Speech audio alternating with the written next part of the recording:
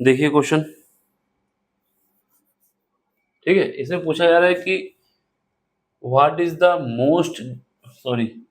The right most digit preceding the zeros. यानी ये कहने का मतलब है कि हमारे पास जो दिया हुआ है 30 है, ठीक है। हमसे ये पूछ रहा है कि अगर हमारे पास कोई संख्या है, जैसे लिख लेते हैं 105080000, तो जो लास्ट में जीरो हैं उसके जस्ट बाद कौन सी डिजिट आएगी, ये पूछना चाहता है। समझे ना बात को, कि जो लास्ट में जीरो है ये जीरो काउंट नहीं करना है, ये वाला जीरो काउंट करना है, जो जहां से जीरो है उसके जस्ट बाद कौन सी डिजिट स्टार्ट होगी, और ये हमारे पास दिया गया है, ये हमें करना है, ठीक है। अब इसमें देखो लॉजिक ये है कि अगर हम 3 का पावर 1 रखते हैं तो कितना आता है, 3 आता है। 3 की पावर 2 रखते हैं तो कितना आता है, यूनिट डिजिट देखना है, यूनिट डिजिट लास्ट वाली डिजिट, ठीक है, तो 3 आता है। इसको जब करते हैं तो 9 आता है। अब 3 की पावर 3 करते हैं तो कितना आता है, 27 में लास्ट वाला डिजिट क्या है, 7 है, तो 2 को हम आगे से हटा देते हैं। ये बात समझ में आ गई ना, क्योंकि हमें लास्ट के डिजिट लिखना है। अब उसके 3 की पावर 4 करते हैं तो कितना आ जाएगा, ये हमारे पास आ जाएगा 81 आ जाएगा, तो हमें 8 हटा देना है, तो लास्ट का डिजिट को रखना है। फिर उसके बाद हम क्या करते हैं, फिर इसके बाद हम करते हैं 3 की पावर 5। 3 की पावर जब 5 करेंगे तो हमारे पास 81 ये आया था, 3 से मल्टीप्लाई कर दो, कितना आ जाएगा, 3 आ जाएगा और 24 आ जाएगा, यानी कितना आ जाएगा, 243 आ जाएगा। हमने बोला कि लास्ट के डिजिट से मतलब है बाकी सब हटा देना है, बाकी सब हटा दो। इसका मतलब क्या हुआ, इसका मतलब ये हुआ कि जब हम 4 बार कर लेते हैं, यानी 1 2 3 4 पावर तक जाते हैं, उसके बाद जब 5वीं पावर लगाते हैं तो सेम डिजिट आ जाती है, क्या है ना। अब जब छठा करोगे तो 9 आ जाएगा, 7 करोगे तो 7 आ जाएगा, 8 करोगे तो 1 आ जाएगा। तो ये हमें क्या पता चला कि 4 डिजिट के बाद रिपीटिशन होता है।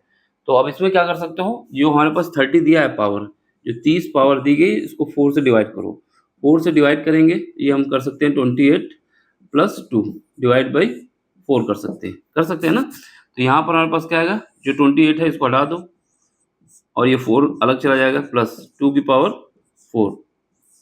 इसका मतलब क्या होगा, जहां तक 4 से डिवाइड हो सकता है उसको हटा दो, जो रिमेनिंग पावर बची उसी को इसकी पावर में चढ़ा दो, इसमें जो डिजिट निकल के आएगी वही हमारे पास यूनिट डिजिट का काम करेगी। तो यहाँ से हमारे पास 28 हट जाएगा ना, क्योंकि 28 जो है हमारे पास 4 से डिवाइड हो जाता है 7 टाइम्स। तो इसको हम क्या लिख सकते हैं, 30 की पावर क्या लिख सकते हो, 28 प्लस 2, ठीक। अब हम 28 को हटा देंगे क्योंकि हमारे पास जब 4 के बाद रिपीटिशन होता है, तो इसको हम ऐसे लिख सकते हैं 30 की पावर 2।